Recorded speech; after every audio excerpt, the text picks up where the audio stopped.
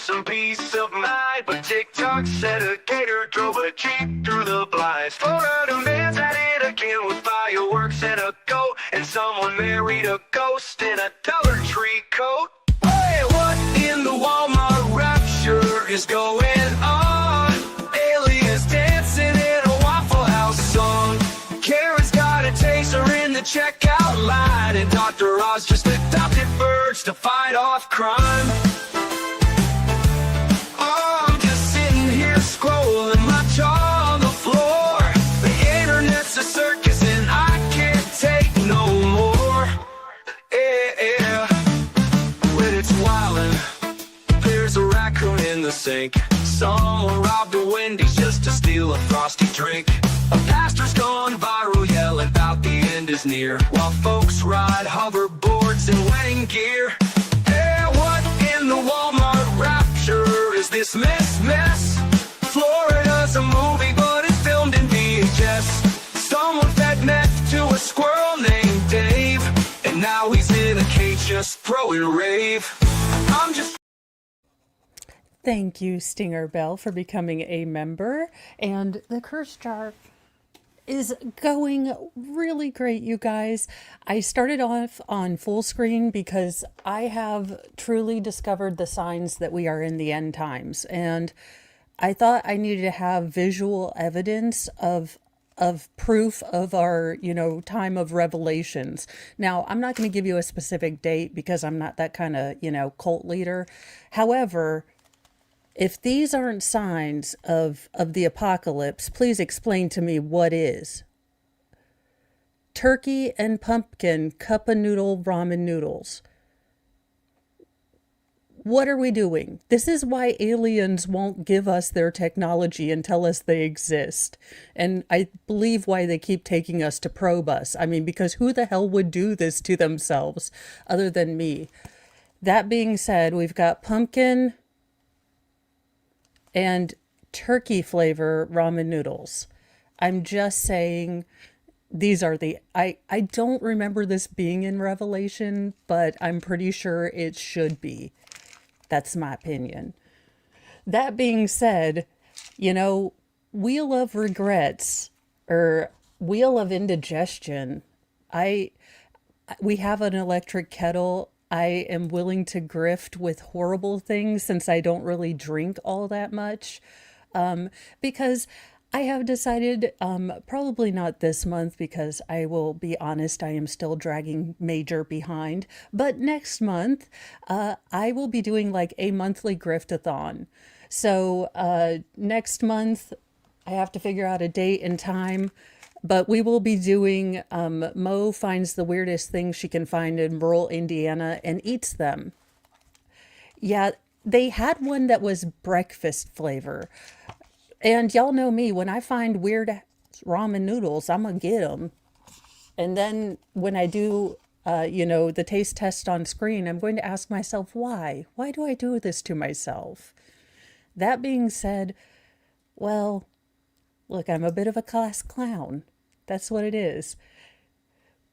We do have some updates and different things in the news. We've got a lot of stories, as you can see. But we do have some updates. And one of those updates is we have the cause of Diane Keaton's death has been released to the public. So Diane Keaton's cause of death has been revealed after her shocking passing at 79. The First Wives Club actress died of pneumonia on October the 11th at the age of 79. The Keaton family is very grateful for the extraordinary messages of love and support that they've received in the last few days on behalf of their beloved Diane, who passed away from pneumonia on October 11th, excuse me. I don't know how it's possible, but I believe I am getting Flux's cold from over the interwebs. Because y'all, okay, we are going into story time. Now, as you can tell, my face is much darker because I decided that I'm going to do my river dancing today. And I needed, my dress is a cream. It was like the only one that I could find that I was sure I was sure was going to fit and be comfy. I am sending Mr. Mo to Rural King because I am feeling froggy enough today to get some rubber boots on, and we've got really nice ponds next to our house and go dance in the pond, not very deep, obviously, on like the boat rampy thing. We don't have a boat. Anywho, all that is to say that I put on a darker foundation, which is really bothering me because I hate, if you are a child of the late 90s, early aughts, you remember, you have PTSD for chicks that would like completely just have a solid line where their foundation just was not even in the same time zone as their neck. It's triggering to me because I'm like, oh my God, it's the early aughts again. Stop it. I feel like I'm back in high school. All that is to say that I got some darker foundation so it would look like I have a tan or at least go out into the sun at any point. Because, oh, for the love of Cheetos. Well, sorry, guys. Well, because I just wanted to not fade into the dress because if you're very pale and you put on like an ivory dress, it does not look good. You somewhat look like, I mean, I've got a good Halloween costume. Yeah, yeah, apparently, well, youngest most feral is also sick, which, I mean, there could be no flux relation to my general hackiness, which is unfortunate. Yeah, no. Well, I'm actually naturally a very light blonde. If you can believe it. This red hair started as a rebellion to my mother, and I just kind of stuck with it. Also, Mr. Mo doesn't really like blondes, and he did feel a little of buyer's remorse when, after we got married, I was like, no, actually, this is not my natural color. Have you seen the boxes lying around? That being said, back to actual news, but it's throwing me off a little bit. And my ADHD, I can't be thrown off just a little bit. But all that is to say that once I get ready to do my dress thing, I've got to cover myself with, foundation so I look like I again have existed near, any illumination. Although I have thought about wearing a crop top and going to New England and selling my services as a lighthouse. All right. So we have gotten at least a couple of answers about Diane Keaton, and with all the other stuff that she has battled with eating disorders and I believe cancer, it is hard to imagine that at 79 your body may not be able to handle, you know, pneumonia. I am wearing a wig, y'all. Look, I don't have the time, the energy, or the ability to not burn myself with a curling iron to do what I want to do with my hair. In another update, it looks like Dog the Bounty Hunter's police officer son has been reinstated and is filing a $10 million lawsuit after being fired over a deadly high-speed crash. Now, I brought you this story a couple weeks ago about there being an inquiry and him being fired because of this, crash, this deadly crash. Dog the Bounty Hunter's police officer son was voted back into the Alabama police force he was fired from and has filed a $10 million wrongful termination suit over a high-speed chase that killed a 17-year-old boy. Now, the Priceville police officer Gary Chapman's termination was reversed by a unanimous decision by the city council on Monday, just hours after his lawyer filed this suit.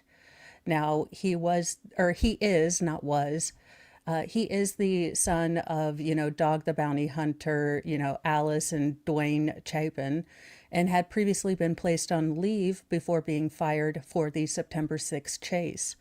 Now, the Priceville City Council approved the reinstated, or reinstatement after a 2.5 hour closed door session during which the officer's famous father testified at the hearing. Now, he commended, Dwayne did, dog. He commended the city council officials and said he would stand up for the counselors if they ever needed it. Well, I mean, I don't know if, well, maybe with my city council, well, allegedly in Minecraft, with some of the very small rural city councils, maybe having a, in with a bail bondsman is not a bad idea. Just throwing that out there. Not, implicating my town per se, but more that sometimes shady things happen in small rural Indiana towns. And, well, maybe, your city councilman does need a, favor with a bail bonds person allegedly in Minecraft. Gary is the youngest of my 13 children, and he always wanted to be a police officer. Dog told the city council, according to AL.com, we understand what this tragedy is also, but I would like to also commend this committee for giving my son a second chance.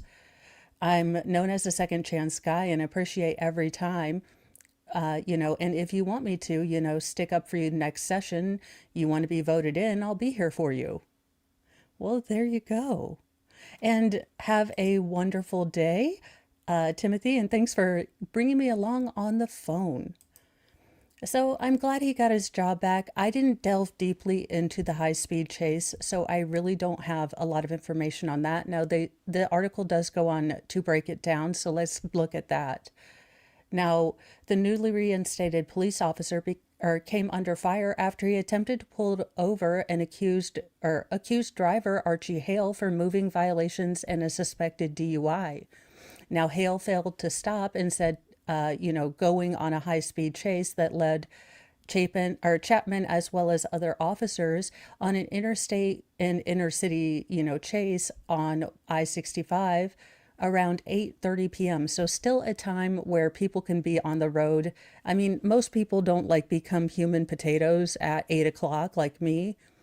So now the chase did reach speeds of 100 miles per hour before Hale allegedly crashed into a minivan carrying four teenagers, including Tristan Hollis. Now, Tristan was mortally wounded at the crash and unfortunately pronounced dead at a nearby hospital.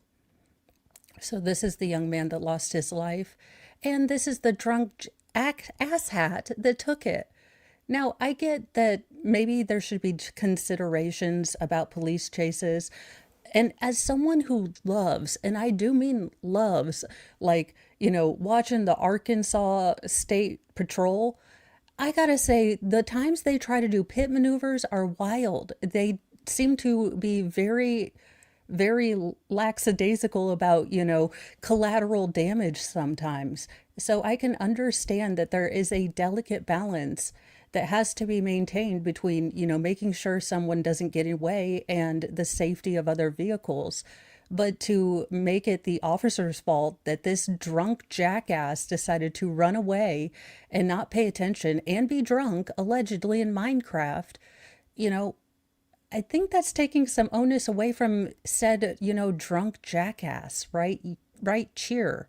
I mean, call me crazy. I'm just a fake redhead on the internet, but that's kind of where I place blame.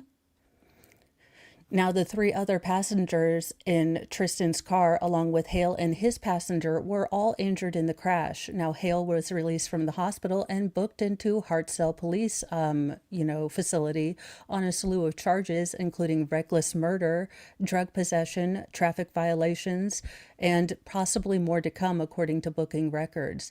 Now, he is being held in the Morgan County Jail without bond. Chapman was placed on administrative leave after the crash before Priceville Police Chief Jerry Holmes fired him for violating department chase policies. Now, depending on what those policies were, it doesn't seem like they were at least valid because he did get reinstated. Now, that being said, we can't overlook the fact that if this had been any other officer without a famous daddy, would this have happened? Or would he have been reinstated? I don't know. Like I said, I haven't dug deeply into this, but that is an angle that, I am looking at this about. Now, the department claimed that Chapman should have reevaluated his decisions when the chase speed reached triple digits and brought him into an area of a neighboring city where he was unfamiliar. Mayor Sam Heflin, who held the decision to upheld the decision to fire Chapman, recused himself from Monday's vote.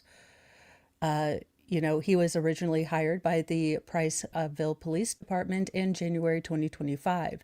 Now, he has previously worked for 6 different law enforcement agencies across northern Alabama in 3 years. Now, him hopping around from department to department might, and this is internet speculation from the Mo brain that's semi here, semi not, that could indicate that he had problems, fitting into the culture of the police stations they was in. But maybe he was offered better pay at certain places. So I don't know. As I said, speculation. Now, he did receive 2 written reprimands during his time in Priceville, one for administrative errors and another for a confrontation with another officer. So the second reprimand notes his history of speeding. So I don't know. I do wonder if he didn't have a famous dad, if he would have gotten his job back. Not to say, hey, look, don't hate the player, hate the game. If you've got a famous dad, I would use the hell out of that. That being said, doesn't make it right. Armed Florida burglars used an air tag to track a couple, then abduct them right outside their home. Every family's worst nightmare. 2 Florida burglars allegedly tracked a couple using Apple AirTags before briefly abducting them at a force multiplier point in their own garage during a terrifying home invasion officials called every family's worst nightmare. Now, Luis Charles and 26 and Oride Maldonado Rodriguez, 32, are accused of sticking a location tracker to the bottom of an unsuspecting vehicle before following that back to their Odessa home and ambushing them on August 19th, according to Hillsborough County Sheriff. Now, the brazen duo snuck up on the car's occupants as they stepped out of their car in their driveway, grabbing the couple and rushing them inside the garage, according to a video that was released by the sheriff's office. Now, one of the men wearing a high visibility safety vest, as you do when you're trying to abduct someone surreptitiously. I mean, God bless criminals. They are the dumbest among us. I mean, dude wore a bright neon thing like, I'm abducting people, no one noticed. I mean, it'd be funnier if he'd worn camouflage. It would have tickled something in my heart if he had worn mossy oak. But this is just as stupid and just as, I mean, if you only look at the irony. I am not saying that them getting abducted is funny. No, that's terrifying. But I use humor to roast and shame people, so give me a break here. What am I gonna and like a Panama Jack hat? What is going on here? He's like, I want to be the most noticeable abductor ever. Now, the other suspect apparently understood the assignment and dressed in darker clothes, a hoodie, and a mask, and snatched the male driver. Now, the armed men then rushed the couple inside their house, but not before the woman tried to fight back and forced the walking highlighter to carry her inside. Ma'am, thank you, ma'am, for showing your righteous fury, because I'd be tackling highlighter over there too. Now, the armed to be ambushed at gunpoint and then in the very place that you should feel the safest is every family's worst nightmare, said Hillsborough County Sheriff Chad Croster. Now, an alarm was triggered inside the home and the 2 suspects fled the scene before cops arrived, said the sheriff's office. Now, Charles was arrested by police in Tampa during a traffic stop on October 8th, and police body cam later recorded the moment the wanted suspect was handcuffed outside of his car. Now, 2 days later, Maldonado Rodriguez was captured in neighboring Pasco County. Both men were charged with a slew of charges, including armed burglary, 2 counts of armed kidnapping, robbery with a firearm, false imprisonment, and illegal installation of a tracking device. Yeah, we're just racking up all the felonies. All, just all the felonies. Thanks to the work of our detectives, these dangerous criminals are now behind bars where they belong, and the victims, along with our community, can rest a little easier. If they don't remake Dumb and Dumber with these two, Netflix, you are missing comedy gold. And honestly, they're method actors. You wouldn't have to pay them that much. They could be stupid for fairly little, monetarily. While in custody, Charles was slapped with a SA by a familial or custodial authority on a person between the ages of 12 and 18. Oh, so he's a child grossness person also. Bon voyage, bitch burritos. I hope you both dropped the soap allegedly in Minecraft. But Gen Pop justice works in mysterious ways. Now, a Border Patrol federal ICE notification was placed on Charles. So, yeah, won't be crying if these two don't, Well, it's the pronunciation. Potato. Now, in a big update that is probably going to be one of the stories that I would like to look into as the court filings come out. This is going to be a very big case, I do believe, and it's kind of one of the OG true crime stories. After 40 years and 3 overturned conviction, an arrest has been made in a murder case thanks to a smoothie straw. Now, officials in New York have announced charges Wednesday in the 1984 SA and murder of a Long Island teenager after they say the suspect's DNA was recovered from a discarded straw. Now, Richard Bilodeau, 64, was arrested more than 2 decades after a judge overturned murder convictions for 3 other men who had served 17 years in prison for the killing of Teresa Fusco, 16. Now, Richard was arraigned in Nassau County on Wednesday on 2 counts of second-degree murder, including 1 count alleging that he committed the crime of SA, the district attorney's office said in a news release. So maybe they do have some DNA genetic material left behind from the SA that now does, match the smoothie. Because if they just found a random smoothie, container there, I'm going to need more than that. So I really want to see the documents that come out in relation to this case. Teresa Fusco's life was violently stolen from her 40 years ago. Since then, her family has suffered an enduring pain and the lingering question of who committed such a heinous act. Said Nassau County District Attorney Ann Donnelly. Okay, but Nassau County District Attorney's Office, you also convicted 3 innocent men of this crime. So you also victimized the family and those men and justice itself by, convicting a, innocent guy. And thank you, MLS Law. Well, look, MLS, you try to find stories that aren't political, aren't about the Mesopotamia, and won't get people Twitter pated.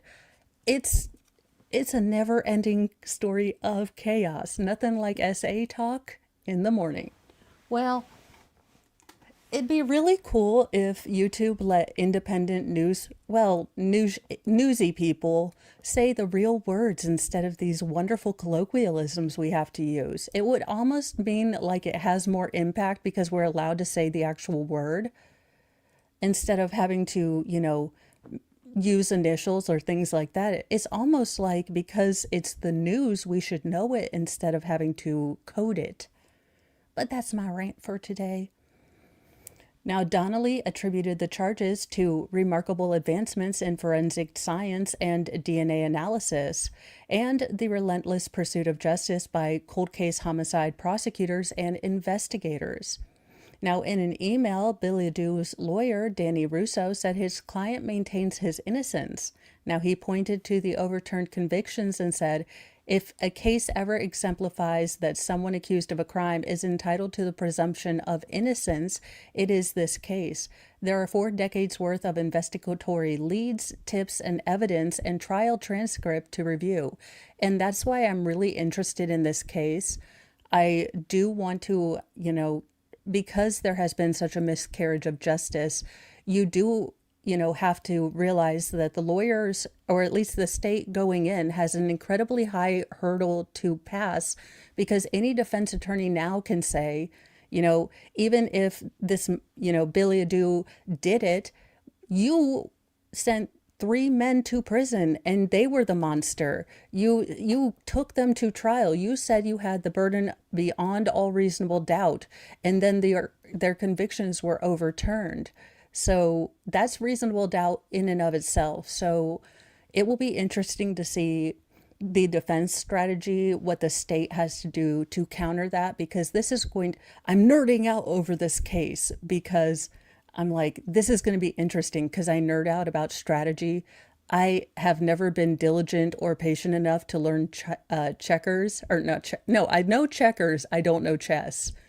Look, having to remember different directions and where things can move, it seems beyond me. I have had people attempt to teach me, and I apologize for their lifelong alcoholism afterwards, That being said, this is really the strategy and how each side of this case are going to come in knowing the weaknesses, and the state has a lot of big weaknesses, and how they are going to prove that this man was actually the one that did this crime. Again, after they've made 3 big mistakes. So I'm geeking out. I will be on the lookout for this. But that's why I nerd out about trials. Now, Mr. Mo glazes over, but I have finally found my tribe. He's like, please stream on the internet about trials. I never want to hear about Daryl Brooks again. So thank you for being my friends. He's like, glad you found friends that like your stuff. Now, in the 1986 rape and murder convictions, and damn it, I said the actual word. Oh well, the YouTube bite me. And the red rum convictions of John Revisto, Dennis Halstead, and John Note were overturned in 2003 after DNA testing revealed that a profile that had been recovered from a swab off of the victim did not belong to any of the 3 men, according to the Innocence Project, which worked on those cases. Now, the profile could not be identified according to the Innocence Project. Now, Newt was acquitted after a second trial, the Innocence Project said, and the charges against Revesto and Halstead were dismissed. Now, Fusco was last seen at the roller skating rink where she worked in Lynbrook, about 30 miles east of Manhattan, on the night of November the 10th, 1984, according to the district attorney's office. Her body was later found in a wooded area. Nearly a month later, she had been SA'd and strangled. Now, Billy Adu lived in an apartment with his grandparents about a mile from the roller rink, district attorney's office said. Now, local and federal authorities have had him under surveillance for the last year after they developed investigative leads and recovered DNA from a cup and a straw that he used from a smoothie cafe in Suffolk County. Now, the DNA did match the sample taken from Fusco's body at the time of her death. So it does look like they have much more concrete evidence. But again, there is going to be that hurdle that the state, accused 3 men and they were wrong. So a good defense attorney is going to really run with that, I think. And while it seems like he might be what we term in the field all the guilties, he still has due process. And 3 men were held for 17 years in prison for a crime they didn't commit. So I will be looking more into this case because it really is quite interesting to me. Well, Diddy has been hit with a strict post-prison special condition that he must fulfill after serving his 50-month sentence. What, like maybe is he gonna go have to go into baby oil rehab? Is he gonna have to go down to one bottle a day? Sean Diddy Combs, who was recently sentenced to 50 months in federal prison, faces very strict post-release conditions. The embattled music mogul has also requested to serve time at FCI Fort Dix, with his lawyers pushing for the facility due to certain benefits, including family visitation. However, the famous ex inmate or a famous ex inmate warned Sean, Diddy, how violent the facility is, noting that inmates stabbed each other for whatever reason. Well, I mean, they're in prison. I don't know. They're kind of aggressively violent. That's why we all have them in one place. Just a few weeks after being sentenced to over 4 years in federal prison after being found guilty on 2 counts of transportation to engage in smonstitution, Diddy is facing a strict set of post-release conditions aimed at rehabilitation and accountability. Now, according to TMZ, court documents filed Wednesday revealed that the former music mogul will be required to participate in outpatient treatment for both substance abuse and mental health issues. Oh my God, can you imagine the AA meeting with Diddy?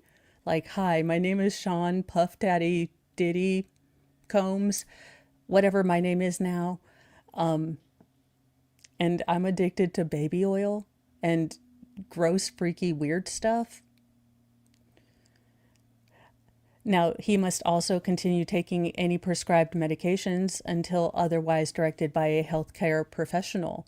He will also have to complete a DV intervention program, a condition that was tied to the widely publicized 2016 hallway assault involving Casey Ventura.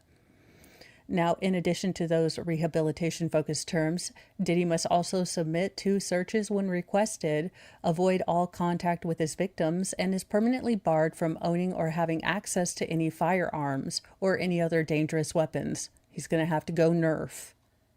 It's going to be really weird to see him try to be gangster with a Nerf gun or a super soaker, but I am willing to pray for the America where that happens. Make me president. I will make Puff Daddy use either a super soaker or a Nerf gun when he is being, trying to be all tough and stuff. I mean, look, it's not a really good executive order, but who wouldn't pay to see that? Now, so far, no prison facility has been officially assigned for Diddy to serve his 50-month sentence, although the judge recommended placement near New York City metropolitan area.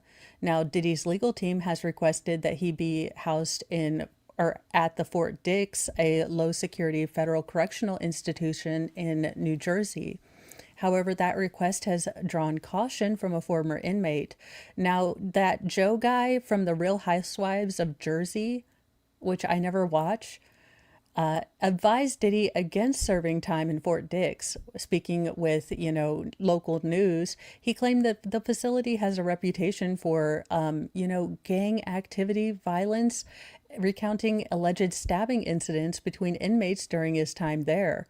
They just stabbed each other as they were walking across the track, he said. It's like you've barely seen anything, but they just stab each other for whatever reason, whatever it was.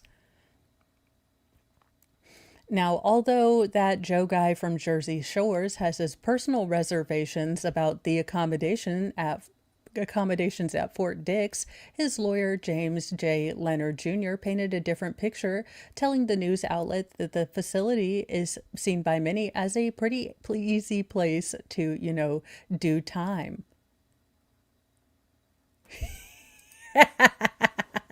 I'm sorry. He'll go Dukes of Hazzard and use a dilbo. Actually, I would make him use that.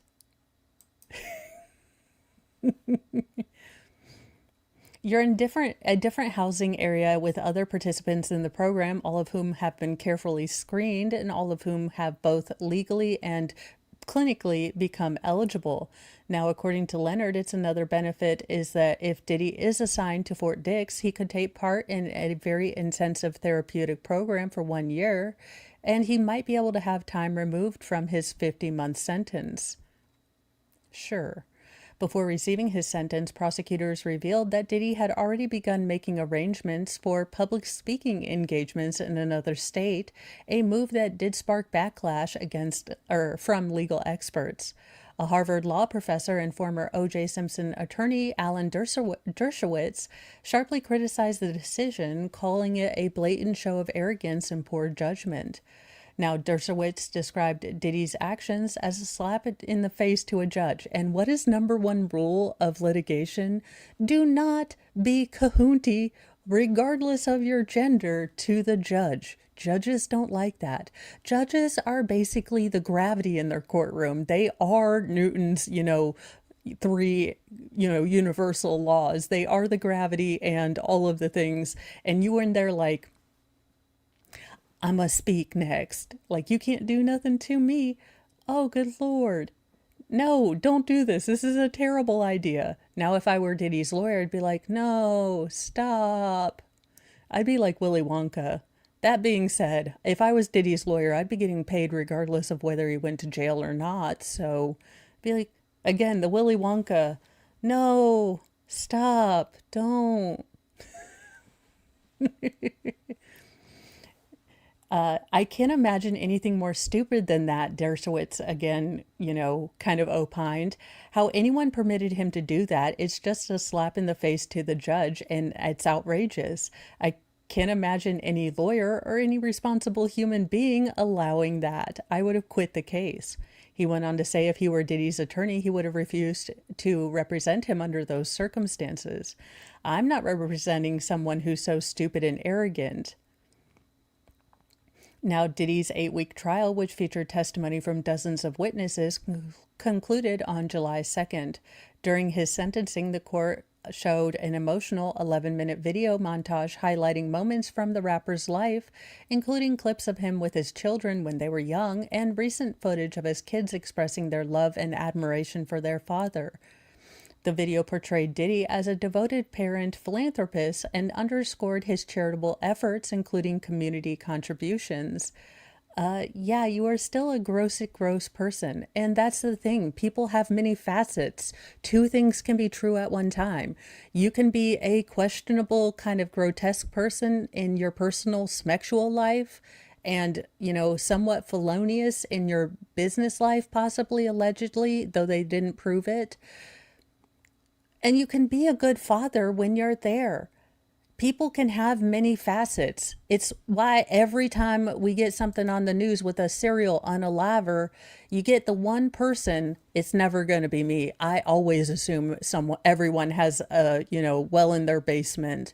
You're never going to catch me surprised. I profile people in Walmart with what crimes I think they could have done. That being said, it helps me get out with the people because I have social anxiety. So if I imagine possible felonies that they may have committed, it works better than imagining them naked to me. Imagine them naked kind of aches you out like me. I just imagine the felonies they've probably committed. I was here for that was all I was going to say. Two things can be true at the same time. So I can understand why his children might have only one facet of knowledge of their dad and can't comprehend their dad anywhere else. But yeah. Ew. Yeah, I'd be done too. So I get that he's done some good things, but he definitely, I don't think that, changes anything. Well, the identity of the person who took the life of Ian Watkins, the convicted lost profits child grossness purveyor and doer, well, I guess it's adjudicatedly, not allegedly, since he was convicted, has been charged over his stabbing death. An incarcerated UK drill rapper. Now, I don't know what drill rap is, but look, I'm generally not a giant fan of rap, so I don't think I'd like drill rap, which to me sounds like something that a evil satanic dentist would have. Like it's just an Eminem song in like your ear as he's drilling your teeth. That being said, it might be a totally legitimate and enjoyable genre of music. It just doesn't sound like my jam. And one other inmate have been charged with the murder of disgraced former Lost Prophets singer Ian Watkins, who was fatally stabbed inside the UK's HMP Wakefield prison earlier this month. 25-year-old Rashid Rico Goodell, who raps under the moniker Broad Day, and Samuel Dodson 43, have been charged with the 48-year-old's murder after a violent assault inside the high-security Yorkshire prison on Saturday, October 11th. Now, Watkins was pronounced dead at the scene before the medical team could even respond. Detectives have charged two men with the murder after the death of a prisoner in, HMP Wakefield on Saturday. Ian Watkins, 48, was pronounced dead after being seriously assaulted on Saturday morning. Now, according to The Sun, the attack occurred shortly after prisoners were released from their cells. Watkins was reportedly stabbed in the necular region, with one of the witnesses. Well, thank God they didn't have Pennsylvania's medical, examiner there. They would have said he died of self-deletion. That Ellen case where they have again ruled self-deletion is maddening. With one of the witnesses describing a horrific scene with blood everywhere and alarms and sirens going off. Now, the prison was placed in lockdown as emergency services arrived. Now, this isn't the first time that Watkins has been attacked or it wasn't. In 2023, he was held hostage and stabbed by 3 inmates for 6 hours in a separate incident at the same prison, sustaining non-life-threatening injuries. Now, Watkins had been serving a 29-year sentence plus 6 years on license. So on license, think parole or probation for us over here.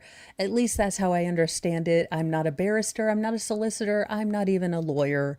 I just pick these up sometime because I kind of like UK news too. I'm a nerd. I'm a newsy nerd of all the countries. Canadian news, UK news, sometimes, Chinese news, just to see what everyone's saying. I'm a weirdo. Now, Watkins had been serving a 29-year sentence plus 6 years on license after pleading guilty in 2013 to a catalog of child grossness offenses, including the attempted SA of a freaking baby.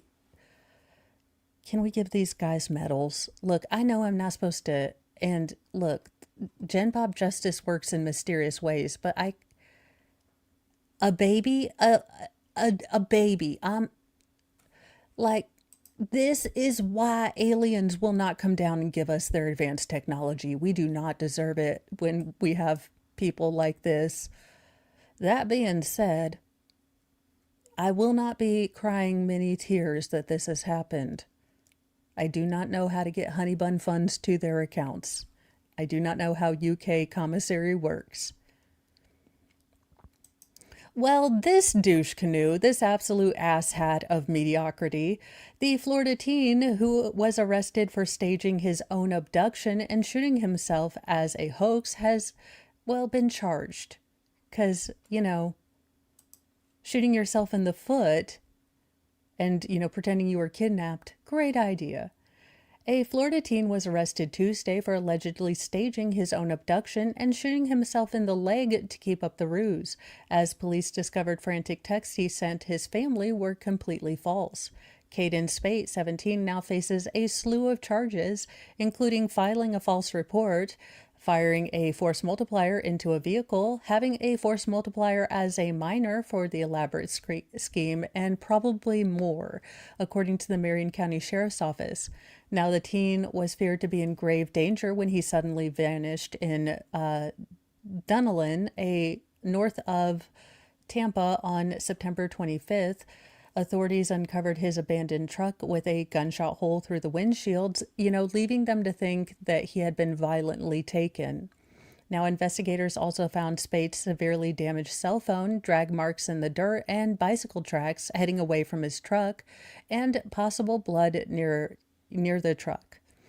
At the time, authorities believed that Spite had maybe been abducted by a light-colored van of four Hispanic men based on details that the teen had texted his family. So not only did he fake this, he decided that, oh, I'm going to blame some rando, Hispanic men, and now, poor Hispanic men who are just driving, minding their own damn business, doing their own daggone thing, get stopped by the police because this idiot decides to shoot himself in the leg and pretend he got kidnapped for, I don't know, internet clout, cuddles, some girl to notice him in calculus class. Look, I get teenagers are dumber than a box of rocks and don't have any idea to comprehend, anything beyond current moment. But at 17, I'm sorry, at 17, I was working, 20 hours a week, paying my own insurance, doing all of that, paying my own gas and saving up for college. I didn't think to kidnap myself.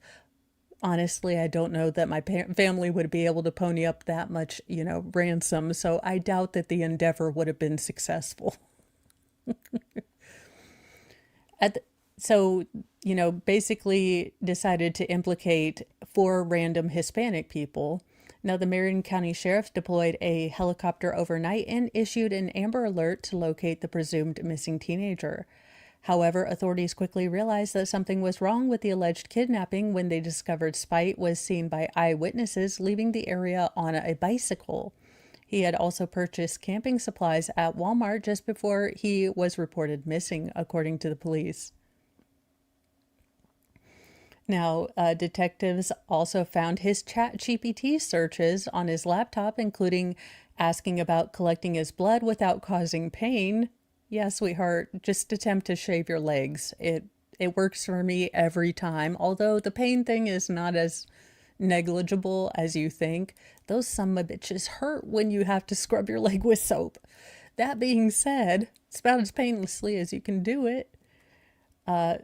And Mexican cartels. Now, while continuing the investigation, detectives additionally learned that Spate had mentioned running away before. Now, the teen was eventually found during a service call by police on September 28th, about 25 miles away from where he'd been reported missing. He was suffering from a self-inflicted pew-pew wound to his leg, which shattered his femur and required medical treatment, which police believe was an attempt to continue his ruse. He was also found with a force multiplier and the bicycle still in his possession when he was located. Now, initial details that Caden texted to his family were proven false, completely made up, the sheriff's office said. We did not find evidence of a single, pew-pew shot where Caden left his truck. However, his claims that he had been shot and abducted were quickly disproven.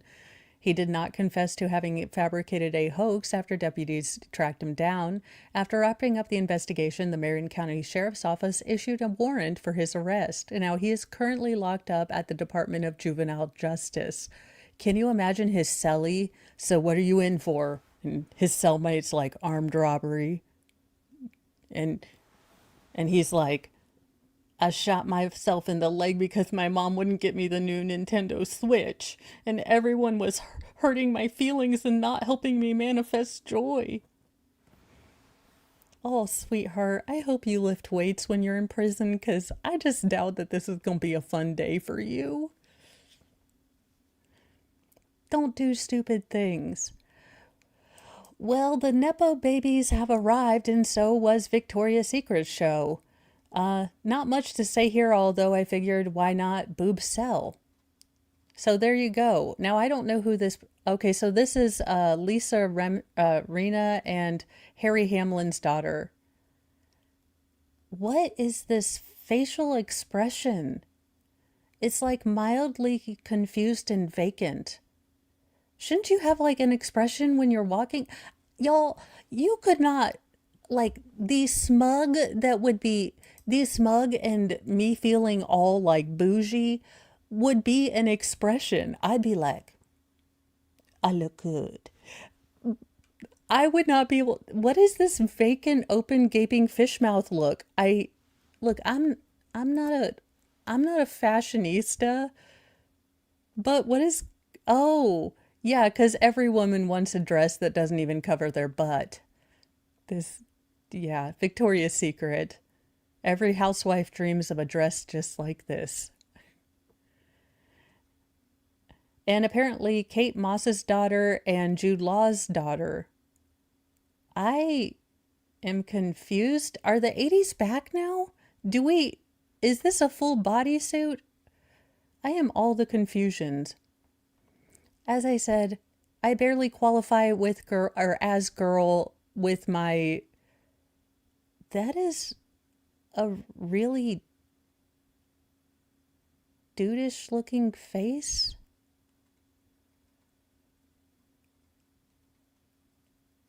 Um, okay. Well, sweetheart, you did your best. And you're not my cup of tea, but I don't even play, well, I don't even play for that team, but good luck with your life. I hope you are finding happiness wandering around with your butt hanging out. Congratulations for the genetic inheritance. Although I do have some questions. Well, I mean, you just can't fix stupid, can you? A TikTok influencer that bragged about stealing from Target has been arrested again. It's almost like she didn't learn her lesson. Are we shocked that this is a Florida woman? No, we are not. Florida, whoa, man. My Florida segments are gender diverse. We respect both Florida man and Florida, whoa, man. A Florida TikTok influencer and mother of two who built an online following with a lifestyle and fashion videos has been arrested over the weekend after police say she tried to hide from officers inside a parked SUV. They'll never catch you there. Were you wearing mossy oak? Maybe that was you just weren't camouflaged. Cape Coral police say Marlena Velez, 23, was taken into custody on October 12th, following weeks of evading law enforcement tied to a probation violation and a fleeing charge stemming from a September traffic stop. Now, according to police, officers spotted a gray 2022 Kia Sorento linked to, well, Marlena that afternoon. During the stops, the officer initially saw her in the passenger seat, but moments later she appeared to vanish. A flashlight scan revealed that she was lying on the backseat floorboard attempting to hide. Yeah, you would have gotten away for it, but the cops had this mini torch device. It would have worked in the 1700s. I guess you can say it might have worked on the Oregon Trail. She and the driver were detained as dispatch confirmed that she had active warrants. Now she faces 2 counts of probation violation and 1 count of fleeing and eluding law enforcement. Now she does remain in the county or in custody at the county jail without bond. Now this arrest follows a September 29th incident in which an officer attempted to pull her over after recognizing her vehicle driving through a residential neighborhood. Now police say that she led them away on a high-speed chase and forced an officer to disengage that chase. But the pursuit led to an additional fleeing charge that was added this week. Investigators say that Marlena's legal troubles began nearly a year ago when she was accused of using fake barcodes at a Cape Coral Target to purchase items at reduced prices. Now, the theft police say was confirmed through security videos and her own TikTok active. She TikTok her crime. Oh, what a genius. What a world of monumental mental power we live in today. Unless you're being completely ironic and you're actually a little terrified that the, standard IQ is just dropping off a cliff. Though I do wonder sometimes, like, people that really just don't have an internal dialogue or don't think complex things, what do they do all day? I mean, how does that work? If you have no internal monologue or you don't ever look beyond the surface of things, do you know you're missing out on stuff or are you just blissfully happy? Because I sometimes wonder if there's an inverse relation to being smart, noticing things, and being not as optimistic. I'm wondering if if stupid people are happier. I'm just asking. I don't know. But I might want to try it out for VR one day, just see. Come on, Elon, let's make that happen. I want to see if ignorance really is bliss. Now, despite mounting charges, she continued posting to her account, which has more than 528,000 followers and 11.8 million likes. Now, her content includes daily lifestyle clips, family vlogs, and get ready with me routines. The same style of videos that once helped the police identify her in the Target theft case. She's living the dream.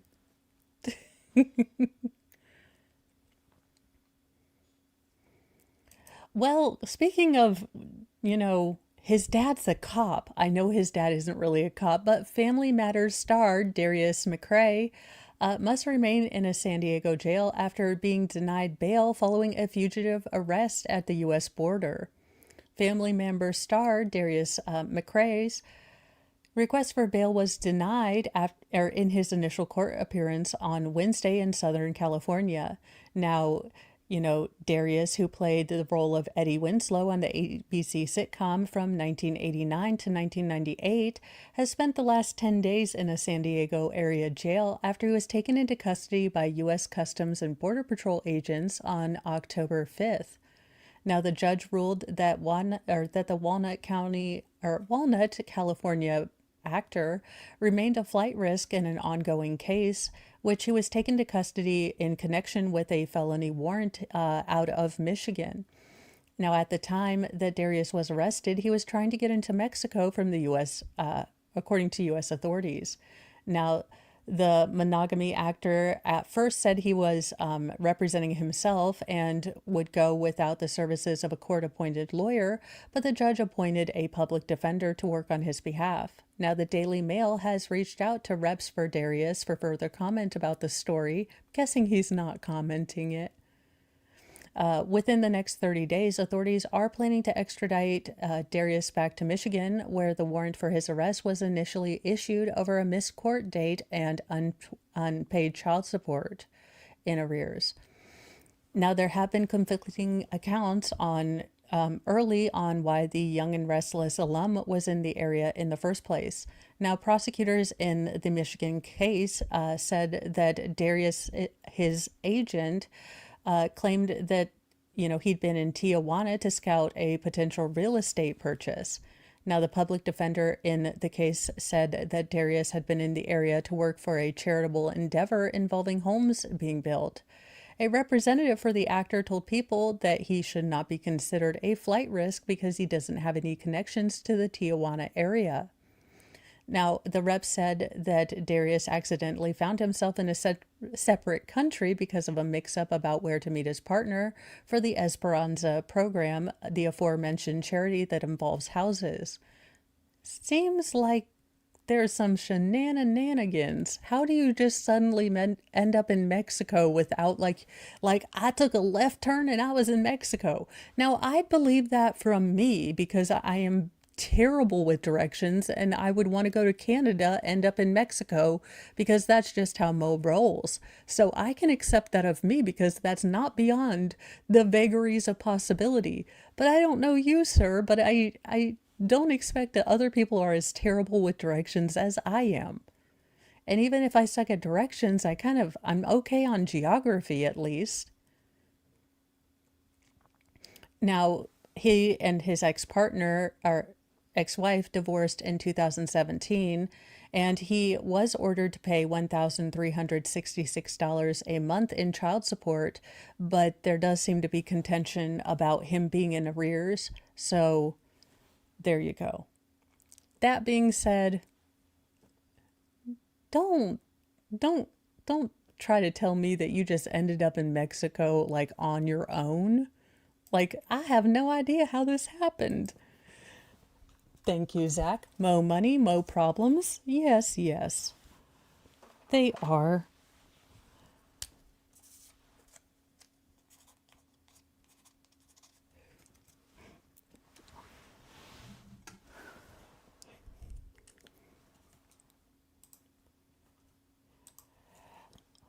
Well, I mean, you gotta hand it to her. Meet the 101-year-old woman who still goes to work 6 days a week. Like, I take weekends off still. For a 101-year-old jeweler hustling 6 days a week from her jewelry store in Cresskill, New Jersey, or taking the trip across the Hudson River to the New York Diamond District is just a way of life. And Angeletti, who is over a century old, is still at work over her hundreds. She's as sharp, passionate about providing excellent customer service to her, customers as well. So, hey. Now, Angeletti isn't driven solely by business. She believes her career keeps her alive. If I retire, I would die, so I cannot stay home, Angeletti said to the outlet. She said her secret to being so active at an age where very few get to celebrate, she said self-care. She said to the channel, you must get up, you must shower, you must eat, you must take care of yourself, you must exercise. If you don't like what you're doing, then change. Antonetti began working as a child, leaving school to help her family's grocery store in Brooklyn. When her husband went off to fight in World War II, she began working at a Navy yard and later became a waitress. Today, she's the owner of Curiosity Jewelers, which has been in business since 1964. She drove by the location and asked the man who owned the building about rent, which was $85. Curiosity Jewelry Store is open 5 days a week, and on her sixth day of work, she also makes her way to the Diamond District. Thank you so much, Super T, being a member for 6 months. Actually, it's been longer than that. I thought so. Love you, Mo, and I love you back. Thank you so much. Her shop is open Tuesday through Saturday from 10:30 to 5 p.m. In Hawaii, for every 100,000 residents, there are 44.4 centenarians. So interesting, for every 100,000 residents in Hawaii, there are 44 and a half, if because vagaries of numbers, people that are over 100 or at 100. So that's pretty interesting. Now in New Jersey, where Angeletti resides, there are roughly 2,646 people age 100 or older. Now the populations of U.S. centenarians is growing rapidly, and the country's infrastructure is not quite prepared for that. Well, it looks like a lovely jewelry store. I'd go if I were in town. Researchers at Northeastern University found that while 70% of older adults in high-aging communities do not have adequate services for seniors. Recently, other countries like Japan has been breaking records with their centenarian populations. As of September, the government set a new record for the 55th year in a row, with the number of people 100 or older reaching 99,763, according to the BBC. And nearly 100,000 of those 100,000 people, roughly 88% are women. And thank you so much, Granny Smith. I appreciate it. I keep taking out pens like I need a new one, but I don't, which is, one day I will be a functional human. I mean, I don't know when that day will be, but I expect a parade on that day. Thank you so much. Thanks for all the snark. Have a great weekend. Thank you so much, Granny Smith.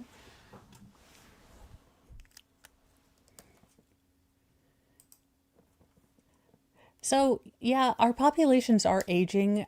They do these wonderful like dementia villages in Japan, and that would be a lovely thing if we could model that in the US. Now, I am sure there are billions and jillions of regulatory and, ish involved in that. I'm not saying it would be easy, but it would be really nice.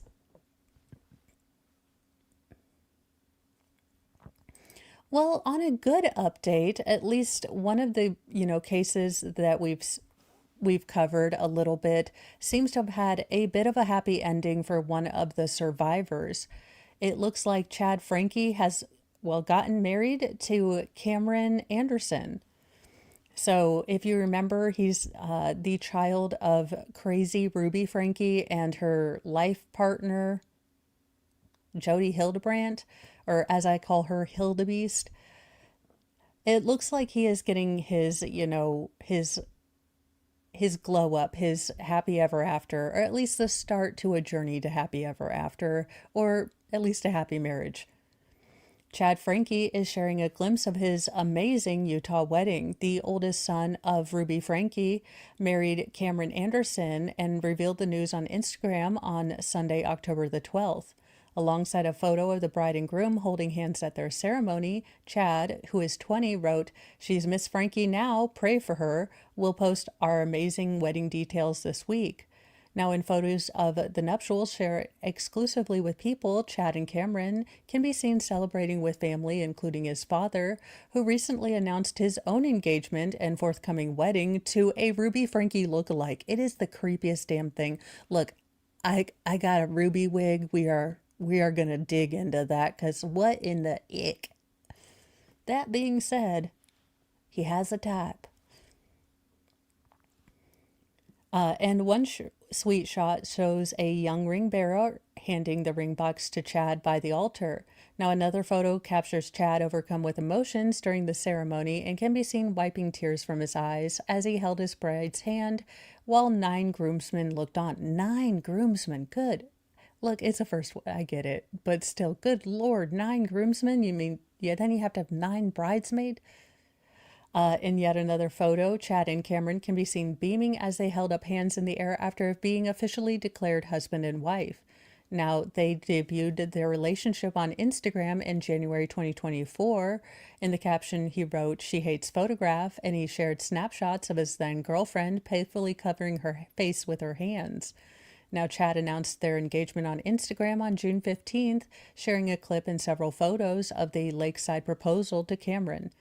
So I'm glad that he's doing great, and it looks like he's starting this life. But that's good. Well, you don't do crimes. A USC student or grad student has been accused of serial SAs and drugging women in Southern California. A USC graduate student is accused of being a predator, using drugs to assault multiple women, according to authorities who are looking for additional victims. The Los Angeles police announced Wednesday. CZ Wang, 30, is being held without bail after being arrested and charged with 8 felony counts, including drug-facilitated SA of young women that he's been meeting since his graduate studies started in 2021. Now, Deputy Chief Alan Hamilton said at a news conference in Los Angeles that they began investigating Wang in January after German authorities reached out about a similar investigation in Europe involving a Chinese national who they learned was a student living in Los Angeles for several years. Now, eventually, the information was gathered by the LAPD and the German authorities to lead detectives to serving a search warrant to Wang's house in South LA near the USC campus.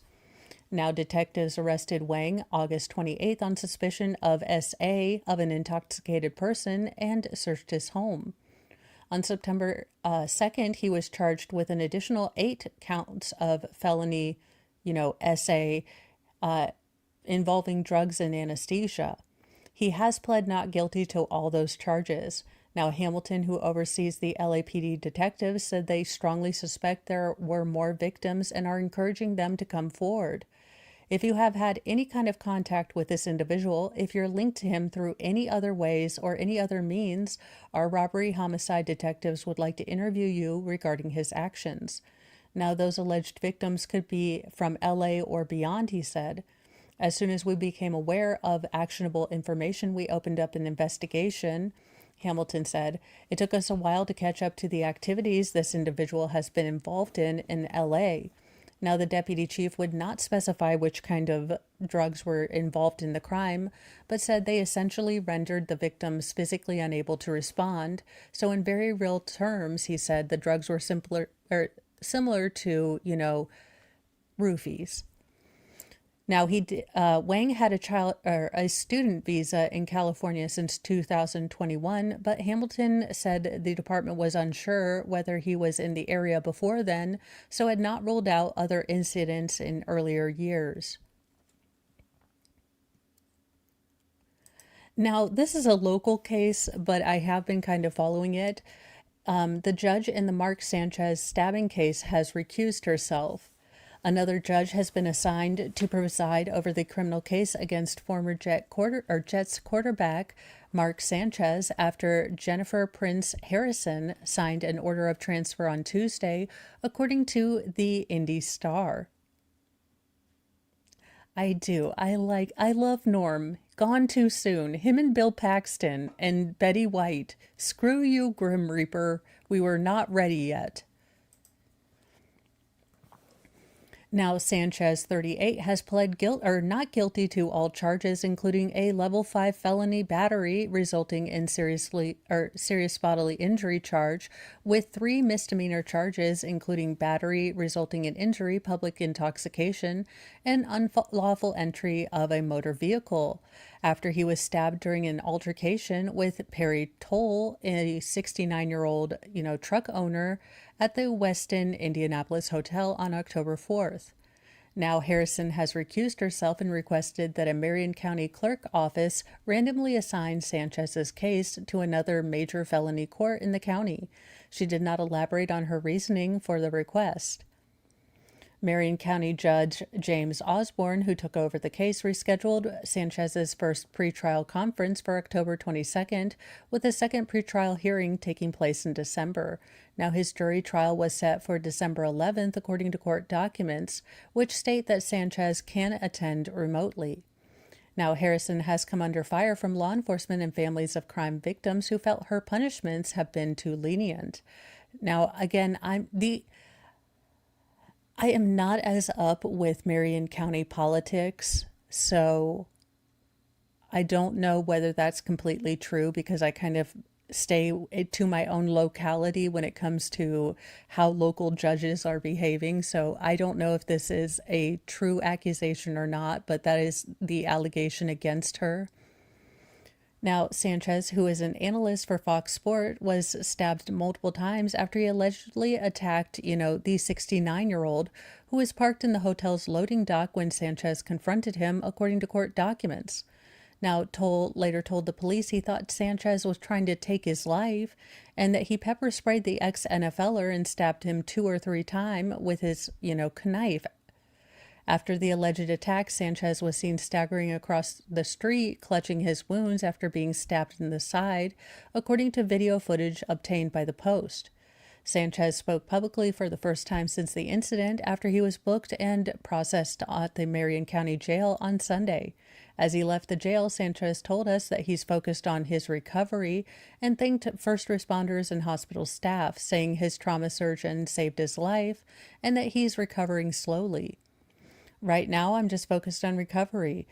He told, a local reporter as he was leaving jail. I just wanted to thank the first responders, Ashkenazi Hospital, and Dr. Lindsay Mulsler, the surgeon. Well, there you go. I mean, I don't think that that's going to get... I will keep up on this case. I doubt that anything's going to really go for a while. Now, we've got some what in the Walmart rapture signs of the end times that are not included in ramen noodle flavorings from Satan. So buckle in, you guys, because y'all, I just don't know what to make of people anymore. I think some have just lost the plot altogether, but I am here for it. Bring me all the absurd, the cringe-larious. I am here. I am ready to tell you all about it, because like a good friend, if I find these stories, I share them with you. The key keep its grove, thou glowing shrine of thirst traps, scams, and dollar signs. We chant in tones both grim and low, for virtue fled a long time ago. Kyrie eleison, Christe descendat, final form Jesus return in wrath. With six-pack listening, sword in hand, he cometh swift to cleanse cleanse the land. Well, oh no, that wasn't the one I wanted to start with because what in the name of all the crazy ex appeal? I interviewed everyone I've ever slept with, and here are my surprising and smexy takeaways. I would rather show up in a nude bodysuit and do burpees in Walmart than talk to all of my exes. Not that there are a grand many of them, but personally, I would rather just not.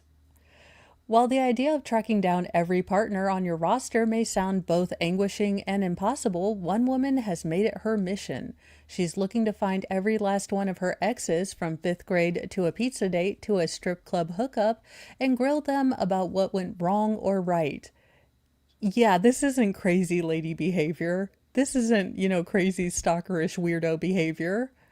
Miriam Katz, an LA-based actor and writer, recently launched the podcast X Appeal, where, driven by the holy trinity of curiosity, closure, and titillation. No, I think just crazy. I think we could just say the holy trinity of curiosity, closure, and crazy.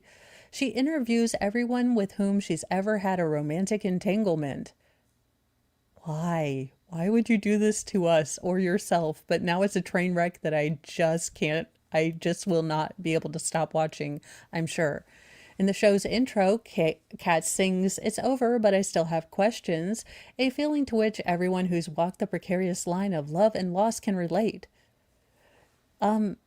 It's called The Relationship Didn't Work Out. You move on, you grow in yourself, and maybe you find someone, maybe you don't, but it's over? Why do an NTSB, autopsy on it? I wanted to reconnect with my past loves to find out what they thought had happened and to share my own perspective. I felt like I could process my past with them and make it a project. Oh God, these poor men that end up being your free therapy. This is terrible. He was just not that into you. You were a hookup at a strip club. I don't know what to tell you, ma'am, but talk to a real therapist. Why? Why do these men owe you their time so you can process? No one owes you things so they can process. You have to process within yourself. This is the BS that, people who are inherently unable to put themselves in anyone else's perspective. Ma'am, you're a writer. You should be able to organically put themselves in their perspective. That's kind of important as a writer, that you be able to embody, your character and other characters' motivations so that they seem realistic. Are you not paying attention to the words that you said you did as a living? I cannot. I can't. There you go. If you are one of her exes, expect a call. You've been forewarned. What in the cringe-larity? Well, as a, firm Uncrustables fan, this shall not stand. Apparently, Smucker's is suing Trader Joe's over a crustless peanut butter and jelly sandwich, which resembles the iconic Uncrustables. Because, that one's, okay, it's kind of squarish. Again, they're great value Uncrustables too, so I don't know how Smucker's thinks that this is going to work.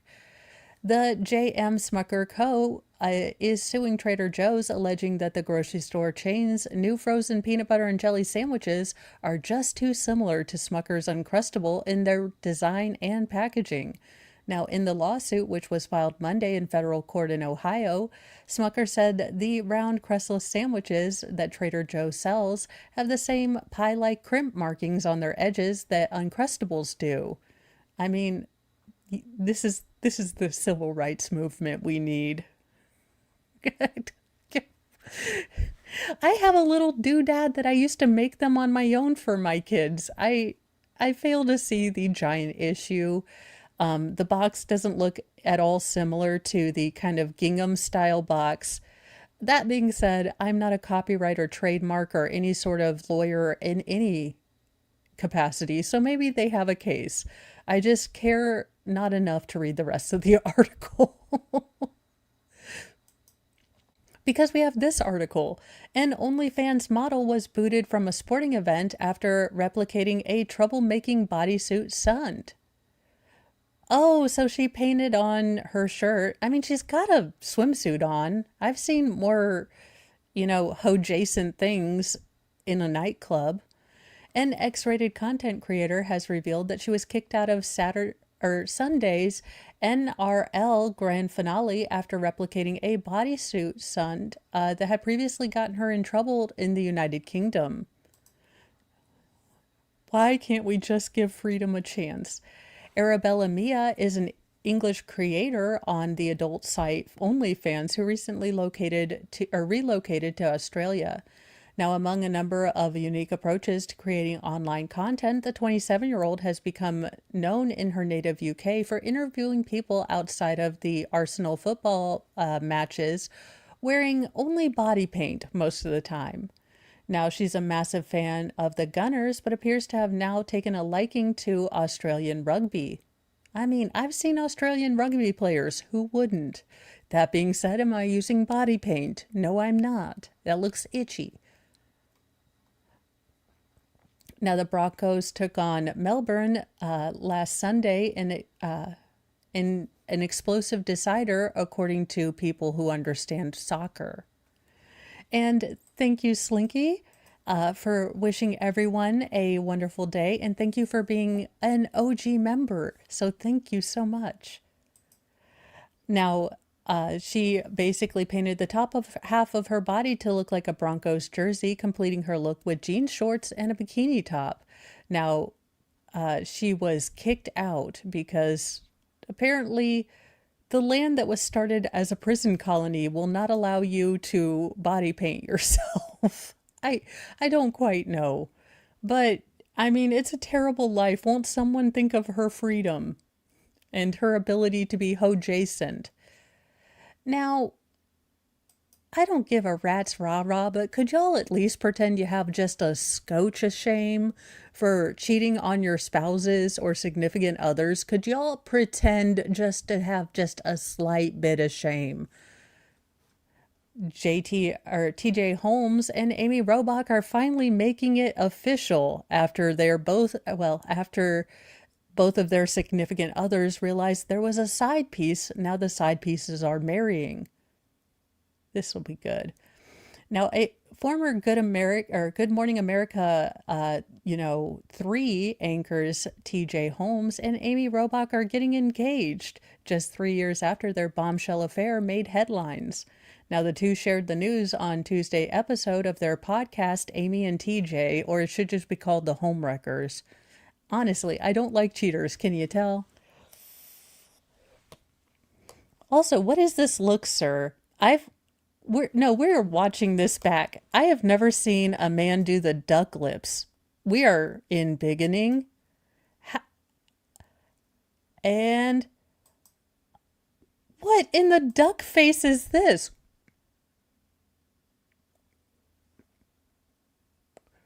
I look smoldery. What a dingleberry. Have fun with that. I made the two side pieces, come together in holy matrimony. And you know what they say? Once a cheater, always a cheater. I hope you have prenups. They were both in solid relationships. I believe she was married and he was in either engaged or in a very solid long-time relationship, and their partners found out that these two were cheating and it exploded up like everywhere. And now they're finally making it official. So the side pieces unite.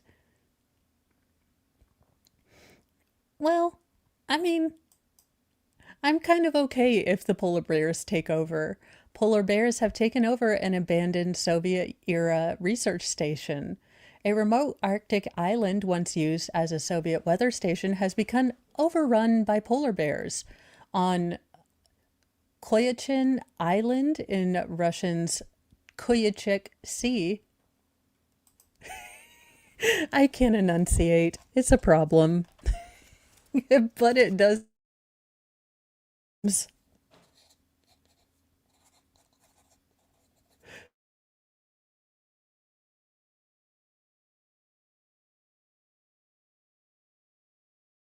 Back.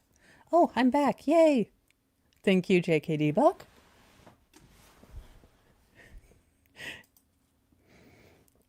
Now, the weather station was abandoned in the early 90s after the collapse of the Soviet Union, but it's become the playground of these big, massive polar bears. And I'm liking it. just, just polar bears hanging out. I'd buy that island. I mean, polar bears are kind of mean and they tend to stalk people. But I mean, I'd go there, take a Coca-Cola, see how things go. That's a whole lot. Oh, I'm guessing they're just remote cameras because I'm like, who is the idiot photographer that did this? Yeah, there's a lot of them for an animal that's supposed to be going extinct. So there you go. I wouldn't rent an Airbnb in this town, but they're living like people. I love it. Bear people. Look, I would watch, if they just put funny voices over this and did a YouTube channel, I would watch the ever living schnell out of it. Or if they want to hire me to make up the voices and the stories, I am there for it. The polar bear family. Now, in one of those things that I just don't understand, but it's a gimmick we all fell into in, well, the last couple years. The added protein from everything to Pop-Tarts to water to peanut butter.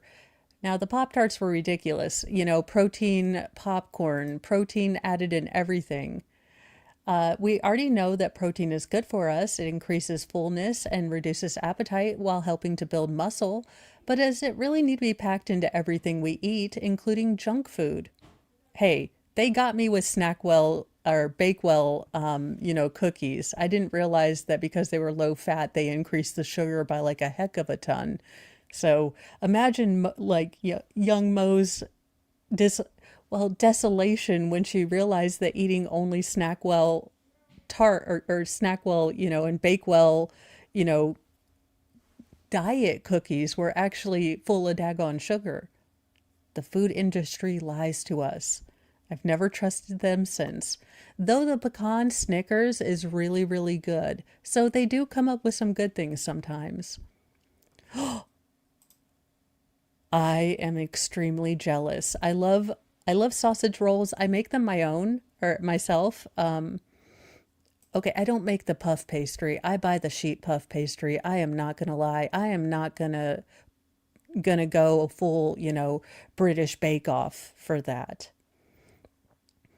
Now, that being said, Starbucks has recently released a new menu of protein boosted beverages, while the maker of Pop Tarts and Doritos have just announced that a protein fortified version that we never knew we needed is headed into grocery stores. Yeah, because protein Pop Tarts, that makes all the sense in the world. 10 grams of protein is not all that much comparatively for, what you're getting. Chicken, eggs, anything else would be better. But, I mean, who wouldn't want a protein Pop Tart?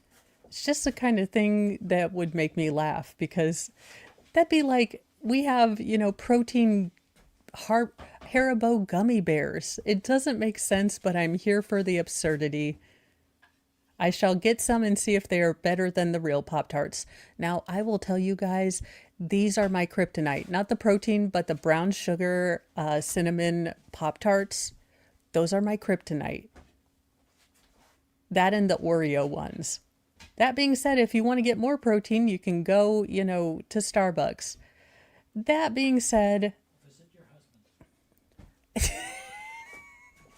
husband. no, you will show yourself on camera after making me laugh like that. What?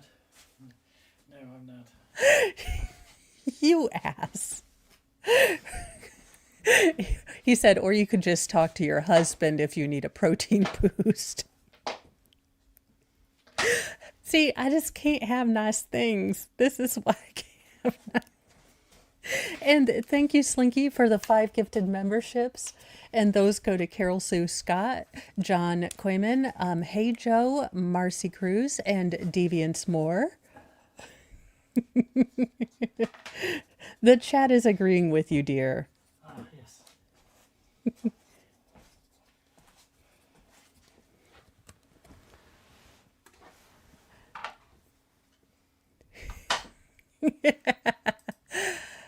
And thank you, MLS. Give this to Mr. Mo. I will. Hey, he knows the rule. $20 is $20.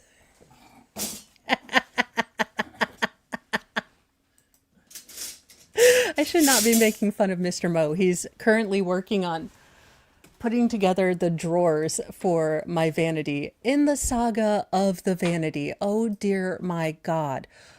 Tell him how many times you tried? 3 different vanities, y'all. We are on our 3rd vanity. The first vanity had a broken mirror. So they sent, it didn't work, basically. It was supposed to light up. It didn't. So they, sent us another mirror. And then that didn't work. So then they sent us another desk. They refunded our money, but, said, hey, we'll send you a whole new desk. Let's see if that one works. No. So I have 2 vanities that don't work. Then we ordered another one from Bed Bath & Beyond after those didn't work. I've gone through, I think, 4 different studios, but this is kind of a stopover studio because I am getting my own office. Now, I do not know whether I will be allowed to put in a moat with alligators with laser on their head, but I am lobbying for at least a biometric lock.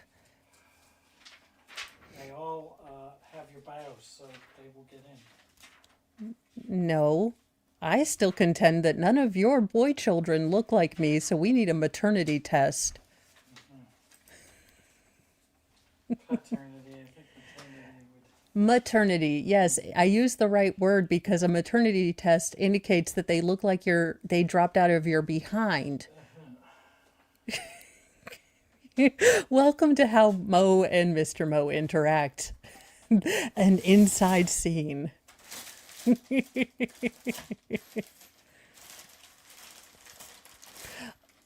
Well, we have got some more stories because this one, Catholic priests seem to be having a lot of affairs here lately. I just did a story about a Peruvian bishop that apparently had 17 side chicks, and now a shirtless priest was caused with a parishioner's fiancée beneath a bathroom sink. I mean, these are the kind of stories I live for. Who wouldn't? There is something wrong with that video, and I don't know what it is. Caress me, Father, for I have sinned. I'm going to allow that New York Post. It sounds like something I would say.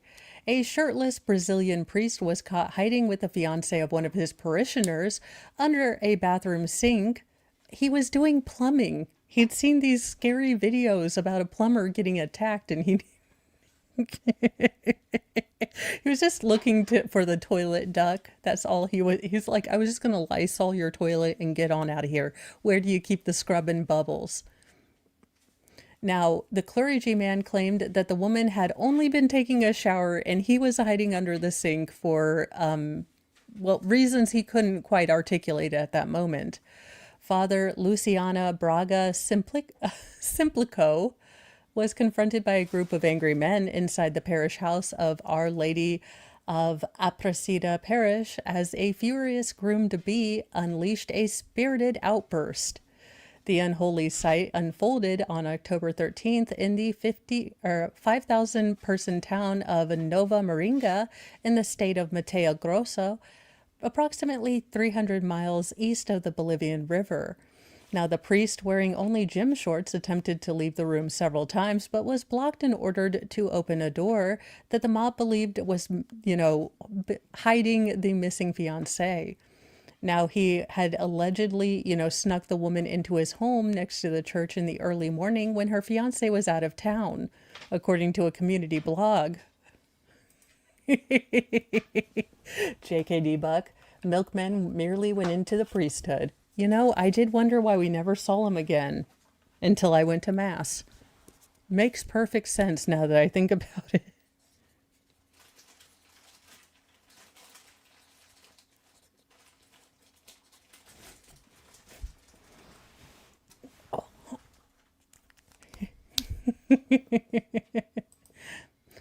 Now, this went up, on the like next door blog. So, everybody is up in everybody's business. 5,000 people is not a lot. So this is going to be news forever. She has just reached levels of audacity and infamy that have hitherto been untapped by human, Oh, I think somebody tapped her. Oh, sorry. Would you stop? I am trying to tell the serious-ish news, and you're over here. I bet someone tapped her. First of all, that resembles a remark that I would make. And second of all, sir, I am trying to concentrate with ADHD, which is like trying to get a squirrel to do the SATs. Very good. Now, the crowd of angry parishioner, male men from the parish were not going to let them go. So they knocked on the door several times and pushed the man back, the shirtless priest, to find. He looks like. What kind of priest has Instagram? What is wrong with this? He's like, my LinkedIn profile says Jesus is my man. What in the hell? Now, the simple knocking just wasn't cutting it for the, scorned fiancé-to-be, who instead grabbed a stool and broke into the locked room. The fiancé ran up to the other closed door and again broke into it using the wooden stool. Inside the bathroom, they found the 21-year-old missing fiancé hiding underneath the sink. Maybe she was playing Where's Waldo? Several different ways. Now, the unidentified woman was pulled out from under the vanity and revealed to only be wearing a tank top and shorts as she lay on the floor crying. Now, both the women and the police denied having any smexy time relations, and the priest claimed that the woman was simply using his bathroom because she needed a shower after a long day of working for the church. That's what we're calling it now, working for the church. Now, the scandalous video went viral, causing rifts in the small town. Officials in the Diocese of Damentito, which oversees this priest, opened an internal investigation into the priest's alleged actions. I mean, maybe you would give up the priesthood for this? I don't know. Objectively, she's an attractive woman with a fairly pleasing waist to hip ratio, but I don't know that I would pick eternal damnation from my given theological views for some nookie. I don't know. So the investigation will determine whether he violated the 1983 Code of Canon Law prohibiting priests of Latin churches from engaging in affective or sexual relations. Now, the woman filed a police report calling out the now viral video and saying that it shouldn't have been released after the incident. Yeah, because you can, excuse me, ma'am, have you met the internet? The internet is 99% people's horrifying, embarrassing moments captured for the, schadenfreude of the rest of us. I'm sorry you're new to the internet, ma'am. Also, it's not, and then it's 73% of people getting their comeuppance when they've been asshats. So I don't think that anyone's going to buy that. Well, in some good news, it looks like an Alzheimer's disease blood test might be getting approved or has been given approval by the FDA. I know there's no real segue or way to segue kind of smoothly between, priest parishioner love and Alzheimer's. There's just none. The U.S. Food and Drug Administration has cleared another blood test that could help doctors identify whether a patient's memory problems are caused by Alzheimer's disease. The new test, called Escles p Tau 181, was developed by Roche Diagnostics in partnership with Eli Lilly and is designed for adults 55 and older who are showing early signs of cognitive delay. By bringing Alzheimer blood-based biomarker testing into the primary care market, we can hope to help patients and their clinicians get answers sooner to support them earlier in their journeys, said Brad Moore, the president and CEO of Roche Diagnostics North America. Now, that particular test measures levels of p-tau 181, a protein that has been found in blood plasma, with higher levels of this protein linked to Alzheimer's and other brain diseases. Now, in a study involving 312 people, the test correctly ruled out Alzheimer's disease in 97.9% of the cases. When the test result is negative, is very high likelihood that the person does not have an Alzheimer's related pathology, said Laura Parnas, Director of Medical and Scientific Affairs. However, she did add to the CNN report, it's important to note that for patients with a positive result, further clinical investigations and confirmatory testing would be needed for the final diagnosis. So basically, it's a kind of preliminary presumptive positive, but you would need to do more testing. But this would be a great tool for families and, the patients themselves if they're concerned. And I will check that out, Zach. I did not know that. To be fair, I might have eaten like a toddler yesterday. No, just full on, just like a toddler yesterday, and my stomach is paying for it today. Well, I mean, this is why we can't have nice things. A bride allegedly stole her wedding flowers from a McDonald's, and troll call it the McBride, or call me the McBride, and I'm loving it. Unwilling to break the bank, but slightly less fussy about breaking the law, one budgeted bride claims to have nabbed florals for her big day from the home of the Big Mac. Well, I mean, who doesn't want a Grimace shake and the Hamburglar to join their wedding festivities? Ballin' on a budget, Olivia, an economized nearly wed, captioned a trending clip in which she allegedly snips and clips hydrangeas from bushes lining the exterior of a McDonald's restaurant, collecting the blooms as wedding decor. You've got to be kidding me. Like, there are some Appalachian American things that I will say are completely hillbilly, but this is about the most hillbilly thing I have ever heard of in my entire life. Like, we're just going to go to McDonald's and rip out their garden. Okay. What is wrong with people?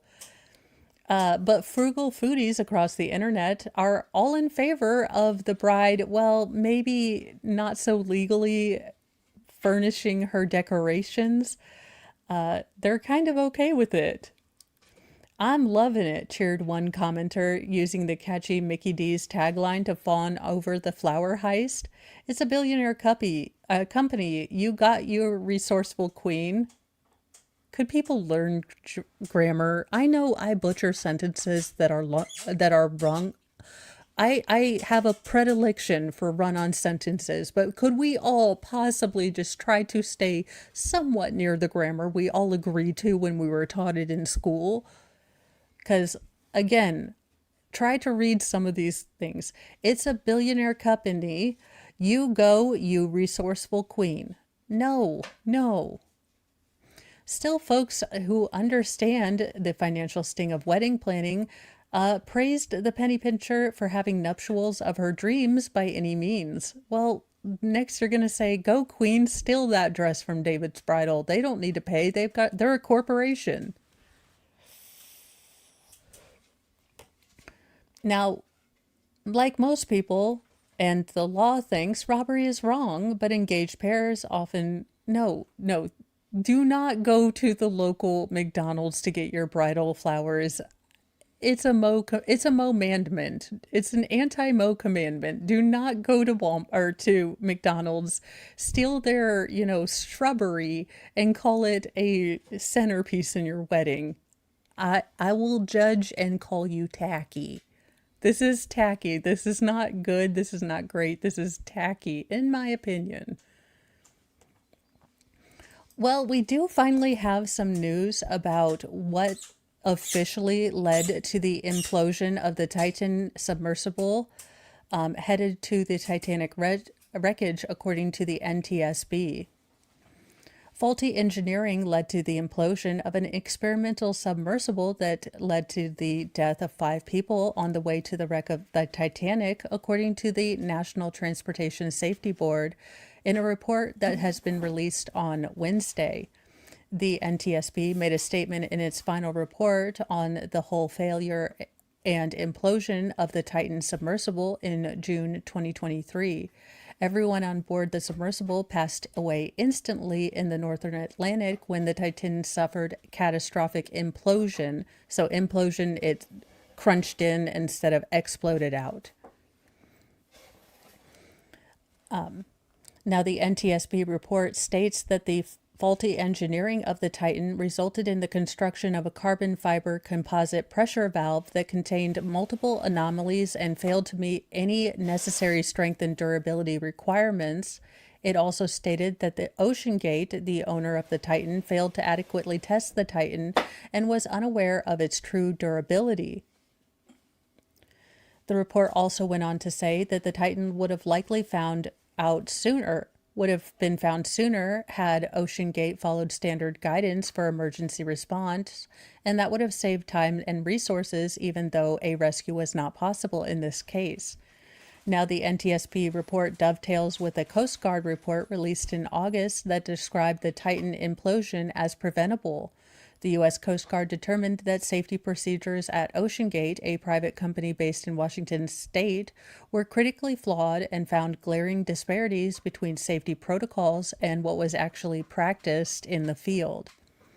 OceanGate suspended operation in July 2023 and wound down. Now, representatives for the company did not respond for a comment after the report was released on Wednesday. A company spokesperson did offer condolences to the family of those who died after the Coast Guard report was released in August. Now, the implosion of the Titan killed OceanGate CEO Stockton Rush and led to lawsuits and calls for tighter regulation of private deep-sea expeditions. The implosion also killed French underwater explorer Paul-Henri Nargeolet, known as Mr. Titanic, along with British adventurer Hamish Harding and 2 members of a prominent Pakistani family, Shahzada Dawood and his son Solomon Dawood.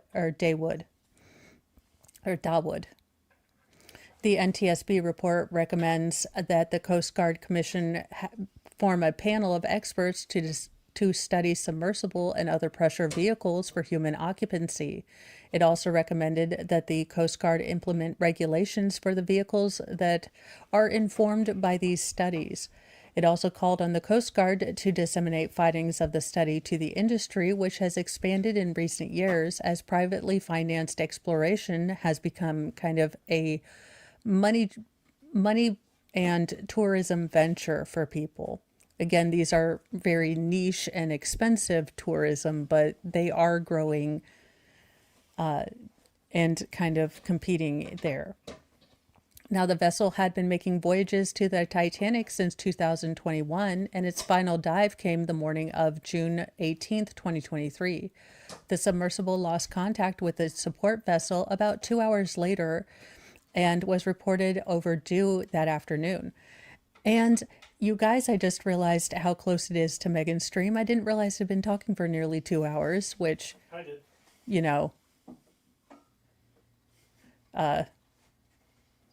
Who knows? Well, thank you, Mr. Mo, for being the guiding light my shenanigans need at all times. I just love you, sweetheart. Mr. Mo is like, don't go offline. Save me, people. Don't let her get off camera.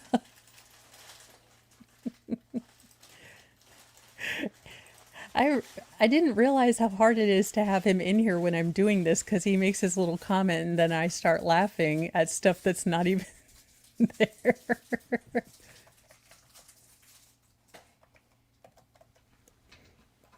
All right, I am setting you guys up to redirect to Megan. I am going to take a quick break, supervise Mr. Mo as he's putting together these drawers for my third last final chance vanity. Vanity impossible. But it does look like we at least, and these are not new findings. I mean, we basically knew all of this. Now, the NTSB does have the privilege to recommend things to different federal agencies, but whether they implement all of the recommendations does depend more on statute and regulatory things. So JKD Buck says, Mr. Mo, she wants to get into your drawers. I'm willing. I give up.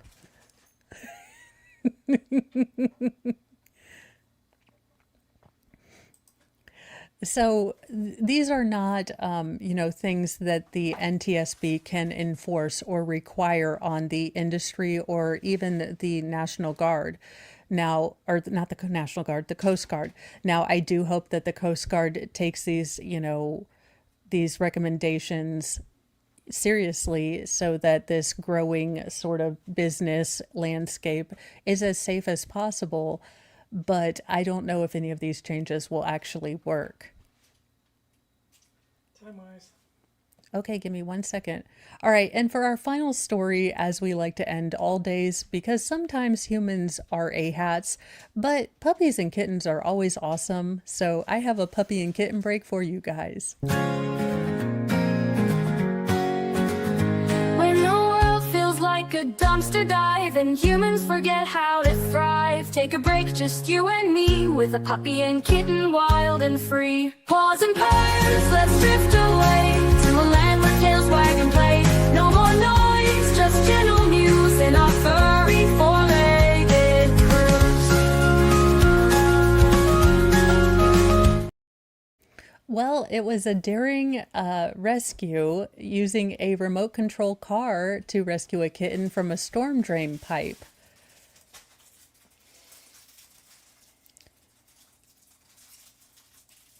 Here, I'm trying to get to the...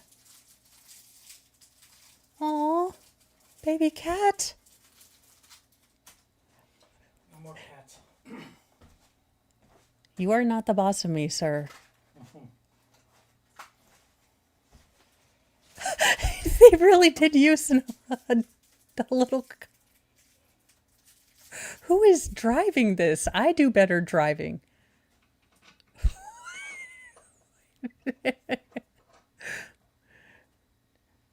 No, camera person, don't get any of what we're trying to see on film. This is fantastic viewing. We're trying to see the little car pick the cat up. Wait 1 second. Finished drawer. It's even got a sparkly. Oh my.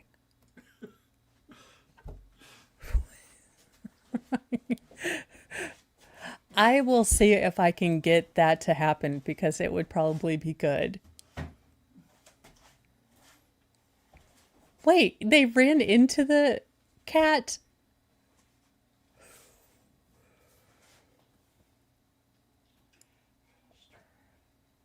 I'm still trying to gather what they're attempting to do over here with the unseeable truck that we can't see. Oh, they got the cat. Okay, how did we get the...